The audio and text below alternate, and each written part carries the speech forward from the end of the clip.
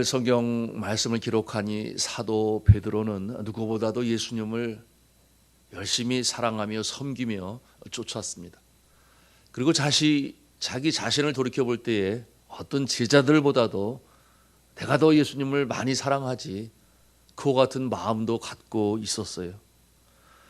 그래서 예수님께서 이스라엘을 회복하고 높은 자리에 앉으실 때에 자신이 제일 높은 자리에 앉게 될 것이다, 그와 같은 정치적인 야심도 없잖아 그 마음에 가지고 있었습니다.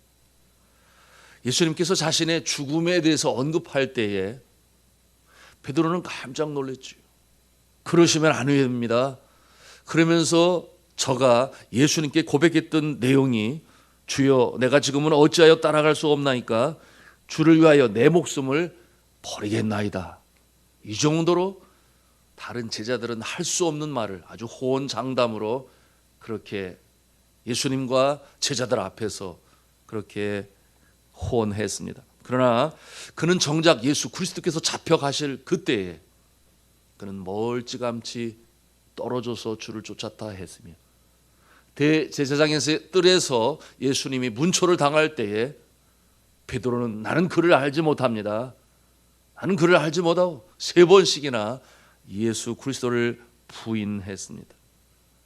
그렇게 3번 부인할 때에 닭의 울음소리가 들리고 그는 예수 그리스도께서 자신을 향하여 주신 말씀이 비로소 떠올랐지요. 닭이 3번 울 때에 내가 나를 3번 부인하리라. 여러분, 닭이 울 때에 내가 나를 3번 부인하리라, 그 말씀이 생각이 나서 견딜 수 없고 부끄럽고 수치스럽고 그 마음이 너무 힘들어 말씀해 보니 밖에 나가 심히 통곡하였다. 여러분, 그와 같은 모습을 통해 시리와 좌절에 빠졌었던 이 베드로, 그러나 예수님께서 갈릴리 호숫가로 찾아오셔서 다시금 부르시고 용서하시고 회복시키시고, 이와 같은 상황에서 변화된 이 베드로, 그는 그 이후로 한 번도 교만한 적이 없어요. 겸손한 자가 되었습니다. 성령 충만으로 오순절 성령 강림 때에 저가 완전히 변화되게 되니 그야말로 불꽃 같은 인생으로 주의 역사를 체험하며 경험하며 복음으로 전하며 살게 되는데, 그 이후로 그는 결코 교만한 적이 한 번도 없었어요. 겸손한 모습으로 주의를 감당하는 주의 종이 되었으니, 그와 같은 체험으로 경험한, 실패로 경험한 자신의 그 성품을 이제 이 초대 교회, 환난과 핍박 속에 로마 제국의 박해 속에 있었던 성도들에게 권면의 말씀으로 주시니 뭐라고 말씀을 합니까? 교만하지 마라, 겸손해라. 그렇게 권면의 말씀으로 주고 있습니다. 이제 더 이상의 영적 교만은 없었으며 누구보다 겸손한 사도가 될 수 있었죠. 오늘 베드로전서 5장에서 그는 교회 영적 지도자들, 흔히 쉽게 교만해질 수 있는 자리에 서 있는 자들을 향하여 그 겸손함에 대해서 권면의 말씀을 주시는 것입니다. 나아가서 감정의 변화가 심한 청년들을 향하여 또한 겸손하라, 피차 서로 겸손하라. 장로들에게, 주의 종들에게, 그리고 청년들에게 피차 서로 겸손하라, 이와 같은 권면의 말씀을 주시고 있으니 서로 겸손으로 허리를 동이라, 그렇게 베드로전서 5장 5절에 말씀합니다. 이어 권면하기를 하나님은 교만한 자를 대적하시되 겸손한 자들에게는 은혜를 베푸시느니라. 베드로전서 5장 5절에 그렇게 말씀하고 있습니다. 자, 6절 말씀은 뭐라고 말씀하고 있어요? 자신의 과거에 교만했던 모습과 그리고 겸손하게 되었던 모습을 돌이켜보면서 권면하고 있습니다. 우리 5장 6절 말씀을 같이 한 음성으로 읽겠습니다. 시작. 그러므로 하나님의 능하신 손 아래에서 겸손하라. 때가 되면 너희를 높이시리라. 아멘. 오늘 이 사도 베드로는 그처럼 환난과 박해 속에, 어려움 속에 있는 주의 백성들을 향하여, 특별히 주의 종들에게 먼저 이렇게 권면하고 있습니다. 그 대상자가 장로인 것을 우리가 볼 수 있어요. 여러분, 여기서 이 장로의 모습은 가르치는 장로인, 오늘날의 목사라 말할 수 있으며, 그런가 하면 치리하는 장로인, 오늘날 당회원 장로님이라고 시무 장로님을 말씀하고 있습니다. 뭐라고 권면을 합니까? 우리 5장 1절 말씀을 같이 읽도록 하겠습니다. 시작. 너희 중 장로들에게 권하노니 나는 함께 된 장로요 그리스도의 고난의 증인이요 나타날 영광에 참여할 자니라. 아멘. 사도 베드로는 자신을 가리켜서 장로라 그렇게 표현을 해요. 그리고 이어 말씀하기를 그리스도의 고난의 증인이라고 그렇게 말씀하고 있습니다. 여러분, 평안의 날에 이 목사와 장로는 성도들로부터 존경과 사랑을 받습니다. 그런데 환난의 때에 목사와 장로는 믿음의 척도가 됩니다. 그리고 그러기를 기대하고 바라는 모습이 교회 안에 있어요. 성도들은 생각합니다. 환난의 때에 목사님은 그리고 장로님은 우리와 다를 거야. 믿음에 있어서 다를 거야. 그렇기 때문에 투표를 통하여 선거를 통하여 주의 종으로 세우는 것이죠. 그런데 만일 목사와 장로된 자가 환난의 때에 또 믿음을 드러내야 할 그때에 또한 교회가 어려움을 당할 적에 성도들 앞에서 믿음의 본을 보여야 할 것 같은 상황에서 나는 평신도들과 다를 바가 없어 생각을 하고 정말 하는 모습이 일반 평신도들과 다를 바가 없다면 여러분 성도들로부터 인정받지 못하고 존경받지 못하겠죠. 그러한 모습은 목사와 장로로서의 본분과 사명을 잊은 모습인 것입니다. 여러분, 이 코로나19는 교회에 환난의 때를 주었어요. 어려움을 주었습니다. 그 어느 때보다도 어려운 때, 믿음이 연약한 자들은 이미 떨어져 나갔습니다. 오늘날 교회에 비대면 온라인으로 드려지는 예배 접속 수를 보면 금방 알 수 있어요. 왜 이렇게 어려움이 있는가? 이 어려움 속에서도 예배를 드려야 하는가? 쉽게 생각하고 그래서 떨어져 나간 자가 많습니다. 일찍이 예수님께서 뭐라고 말씀하셨는가 하면 인자가 올 때에 세상에서 믿음을 보겠느냐 그런 말씀을 하셨어요.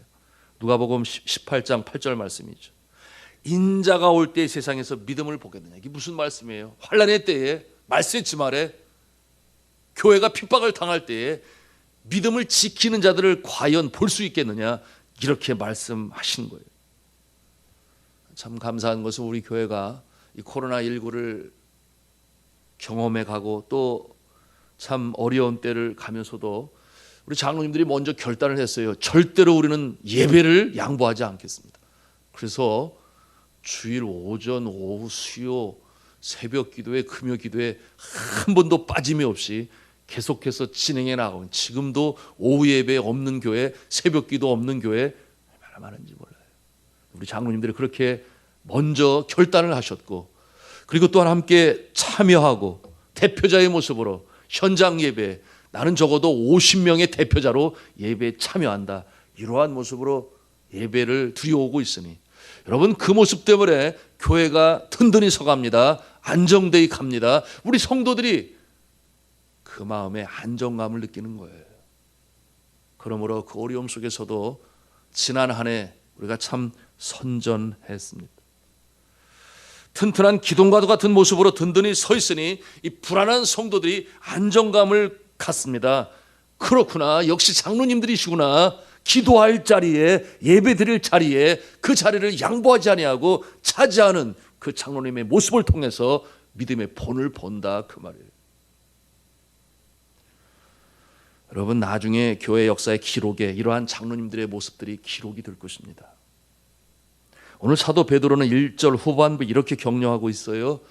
그리스도의 고난의 증인이요 나타날 영광에 참여할 자니라. 나타날 영광에 참여할 자라고 누가? 장로님들이 이렇게 말씀하고 있습니다. 저는 우리 교회 장로님들이 바로 이와 같은 영광의 자리에 참여하시는 모습이시기를 주님의 이름으로 축복합니다. 저는 최근에 교회 리모델링을 시작하면서 장로님들이 하시는 말씀을 들어요. 왜냐하면 이 교회 리모델링의 총 책임자가 온누리교회 장로님이에요. 그러니 이렇게 말씀을 하시더라고요. 아유, 온누리교회 장로님은 보증수표 아니야? 이렇게 말씀을 해요. 그래서 그 말씀을 들으면서 하용조 목사님의, 지금은 하늘나라 계시지만 그 영성 깊은 모습, 그 목사의 그 장로들, 뭐 이런 생각을 없잖아 하게 되었어요. 그러면서 제 마음에 떠오르는 질문은, 그럼 산돌중앙교회는 뭐지? 산돌중앙교회 장로님은 어떤 모습들이지? 뭐 이렇게 저절로 비교가 되고, 그러면 산돌중앙교회 목사는 또 어떤 모습이지? 하용조 목사님 때문에 그 교회에 그런 장로님들이 세워졌다면 우리 교회는 어떠한 모습이 되어야 하는가? 제 자신을 포함하여 우리 교회 장로님들의 모습을 한번 돌이켜보게 되었습니다. 여러분, 2절부터 사도 베드로는 이 장로된 자들은 어떠한 자들이 되어야 하는가, 그 자질과 본분에 대해서 알려주고 계십니다. 함께 읽기를 원하는데요, 2절 말씀 같이 읽습니다. 시작. 너희 중에 있는 하나님의 양 무리를 치되 억지로 하지 말고 하나님의 뜻을 따라 자원함으로 하며, 더러운 이득을 위하여 하지 말고 기꺼이 하며. 우리 3절도 같이 읽습니다. 맡은 자들에게 주장하는 자세를 하지 말고 양무리의 본이 되라. 여러분, 이런 모습은 어떤 모습입니까? 첫째로 우리가 배우는 영적 교훈이 있으니, 억지로 하지 말라 했으니 부득이함으로 하지 말고 오직 하나님의 뜻을 쫓아 자원함으로 하라. 그 뜻을 가지고 있습니다. 하나님의 뜻을 따라 자발적으로. 여러분, 억지로 하다 보면 어떻게 됩니까? 오래 가지 못해요. 억지로 하다 보면 내가 바쁘고 지치면 그냥 놔버려요. 그러나 자발적으로 하는 그와 같은 모습은 하나님을 사랑하는 마음에서 우러나와서 하는 모습이니, 헌신이면 헌신, 내가 드려야 할 부분, 시간적이든 물질적이든 나의 체력이든 그것이 보람이 되고 기쁨이 돼서 더 감사함으로 더욱더 섬길수록 더욱더 귀한 주님. 여러분, 그런 표어가 있어요. 그런데 더욱더 섬기지 아니하면 더욱더 귀하게 다가오지 아니하는, 뭐 이런 모습 볼 수 있는데, 저는 요즘에 교회 리모델링 중인데 참 감사한 것은 때를 따라서 어제도 나오셨다 그래요. 와서 보고 또 보고. 그러므로 교회가 아름답게 세워지길 바라는 그와 같은 열정의 모습을 보면서 참 감사한 마음을 갖습니다. 여러분, 이와 같은 모습 누가 시켜서 합니까? 그렇죠, 시켜서 하죠. 누가 시킵니까? 하나님께서 그 마음에 시키셔서. 내가 주를 사랑하는 마음으로 죄 몸된 교회를 돌봐야지. 이처럼 자원하는 마음, 오늘 첫 번째 이 베드로를 통해서 주시는 말씀이에요. 억지로 하지 말고, 그렇게 말씀하고 있어요. 두 번째는 뭐라고 말씀합니까? 더러운 일을 위하여 하지 말고 오직 즐거운 뜻으로 하며, 이렇게 말씀하고 있어요. 여러분, 저는 들었어요. 이름만 대도 알 수 있는 교회 건축위원장 되신 분이 장로님이십니다. 제 아내의 친구의 아버지가 그 교회 건축하는 일에 대표로 일을 하게 되니 이 차에 예수를 믿어볼까, 그런 마음으로 건축을 하게 되었는데, 그런데 건축위원장이라고 하는 장로님이 먼저 다가와서 뒷거래를 하자고.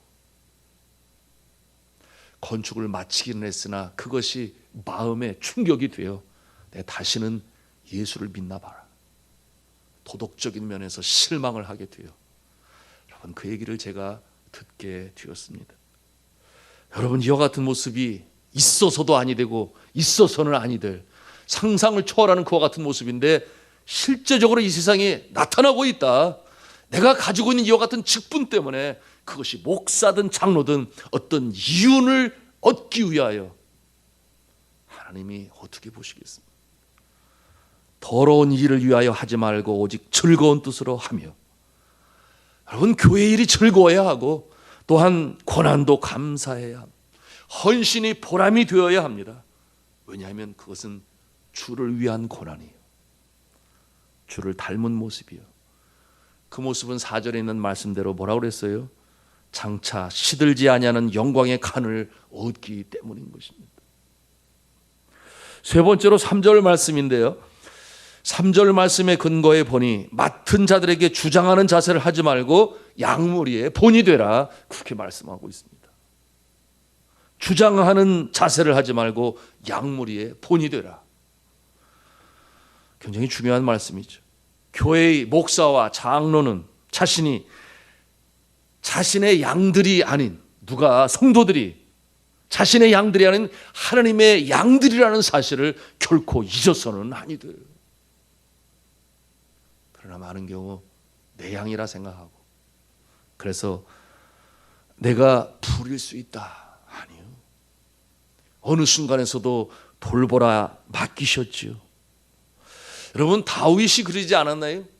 다윗과 같이 아비의 양들이라 그랬어요. 아비의 양들을 지킬 때에, 다윗이 아비의 양들을 지킬 때에, 여러분, 오늘날 주의 종들, 목사나 장로나 주의 성도들을 대할 때 나의 양이 아니라 하나님이 맡겨주신 양이다, 이렇게 여길 수 있어야 하니 사랑으로 돌봐야 하는 것이죠.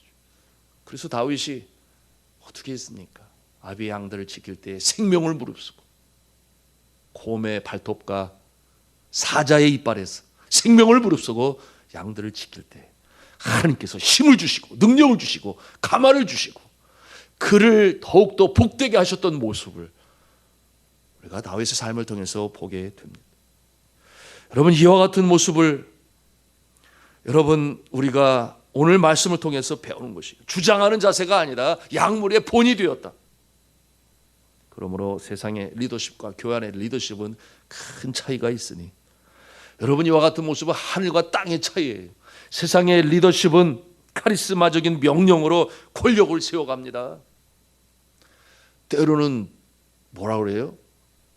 뭐라 그러죠? 그거를 당근과 채찍이라고 그랬나요? 여하튼 공포감을 조성하기도 하고 두려움을 조성하기도 해서 결국은 굴복하게 만드는 그와 같은 리더십이 있다고 한다면 교회는 그러지 아니하고 그와 같은 모습은 본으로 보이라. 본으로 보이라. 그래서 쉽지가 않아요. 그러나 이 모습이 예수님께서 행하신 리더십의 본이니 전도를 할 때도 보이시며 가르치셨습니다. 섬길 때에도 보이시며 가르치셨습니다. 여러분, 그것이 교회의 리더십임을 우리는 잊지 말아야 하는데요. 기도할 때에도 직접 본을 보이시며 제자들을 가르쳤으니 오늘 주의 종과 장로님들은 성도들 앞에서 모든 면에 본을 보일 수 있어야 그것이 주님께서 기뻐 받으시며 영광의 자리에 앉히신다. 믿으시면 아멘 하시기 바랍니다. 여러분, 영락교회가 한국교회 중에 참 장자교회죠. 누구나 인정하죠. 그처럼 영락교회가 흔들림 없이 이 시대에 든든히 설 수 있었던 이유는 그 목사의 그 장로라고 하는 말이 나옵니다. 여러분, 6.25 전쟁이 발발하고 영락교회는 막 성전 건축을 마칠 때였습니다. 그러니 그 교회의 눈물과 헌신, 얼마나 사랑스러운 교회 건축이 되었겠어요? 한경직 목사님을 피난시키려고 이 애쓴 장로님들의 이야기가 정말 눈물겹습니다. 교회는 우리가 지킬 테니 어서 떠나십시오. 그래서 다시금 전쟁이 끝났을 때에 교회를 이끌고 가야 할 그와 같은 책임이 있으니 일단 피하십시오.